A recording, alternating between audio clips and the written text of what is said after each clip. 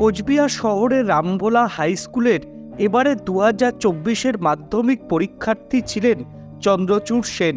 রাজ্যের মধ্যে প্রথম স্থান দখল করবেন চন্দ্রচূড় সেন তা কল্পনা করতে পারেননি।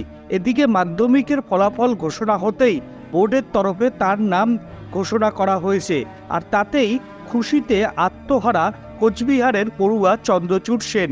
তার এই কৃতিত্বে খুশি হয়েছেন তার পরিবার, তার বন্ধুরাও, খুশি হয়েছেন স্কুলের সকল শিক্ষক শিক্ষিকারা। এখানে একটা কথা বলার যে করোনা অতিমারী কাল তো আমরা সকলেই সাক্ষী থেকেছি এবং এই কথা একেবারেই কারো অগোচরে কারো আর কি অপ্রকাশ্যে নেই যে করোনা অতিমারীর পরবর্তী যে উত্তর পর্ব সময়কালটা, সে সময় স্টুডেন্টদের একটা স্কুলমুখী প্রবণতা খানিকটা কমে গিয়েছিল। কিন্তু যাই হোক, পরবর্তীতে সরকারের প্রচেষ্টাই হোক কিংবা আমাদের শিক্ষকদের ক্রমাগত উৎসাহ সবকিছু নিয়ে আবারও কিন্তু আমরা স্কুলমুখী হই এবং তারপরেই স্কুলে গিয়ে সেখানে টিচাররা নিয়মিতভাবে আমাদের সাহায্য করতেন। যদিও আমার স্কুল টিচাররা বলবেন যে আমি স্কুলে অতটা নিয়মিত ছিলাম না, কিন্তু তা নয়, অবশ্যই স্কুল টিচাররা সব সময় আমার পাশে ছিলেন। তারা সবসময় আমাকে উপদেশ দিয়ে গেছেন এবং বলে গেছেন যে আগামীতেও অবশ্যই সাহায্য করে যাবেন। সুতরাং এভাবে আমি ভাগ করি না যে স্কুলদের আলাদা ভূমিকা রয়েছে, আমি মনে করি এটা একটা যৌথ ভূমিকা যার মধ্যে প্রত্যেকেরই একটা গুরুত্বপূর্ণ অবদান আছে। যারা এবার মাধ্যমিক দিবে তাদের কি সাজেশন করবে? যারা মাধ্যমিক দিবে তাদেরকে একটা কথাই বলবো যে কনসেপ্ট গ্রো করতে হবে, কেবলমাত্র মুখস্থ করলে চলবে না। আমাদের সময়ের যদি প্রশ্নপত্র দেখা হয়, এখানে অনেক কিছু কনসেপ্ট বেসড ছিল, সেক্ষেত্রে টেক্সট খুঁটিয়ে খুঁটিয়ে পড়া তো আছে, তার সাথে কিছুটা সহায়িকা বই যেমন আমি ফলো করছিলাম সেটাও করা যেতে পারে। লিখে লিখে অভ্যাস করাটাকে একটু গুরুত্ব দিতে হবে।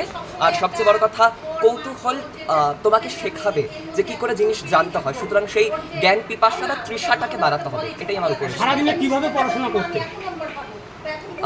Break learning method. আমি মাধ্যমিক দেওয়ার পূর্বে পাথফাইন্ডার প্রচেষ্টা এরকম একাধিক মক টেস্ট দিয়েছিলাম। তো পাথফাইন্ডারের মক টেস্টের পরবর্তীতে বেশ কিছু আর কি ওয়ার্কশপ হয়েছিল, সেখানে টিচার আমাদের বলেছিলেন যে ব্রেক লার্নিং মেথডে পড়াটাই সব থেকে ভালো উপায়।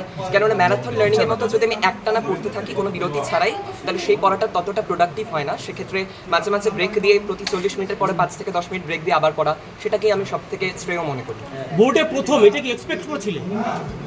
প্রথম এক্সপেক্ট একেবারে করিনি সেভাবে আর কি, তবে প্রথম 10-1টা কিছু করবো ভাবছিলাম।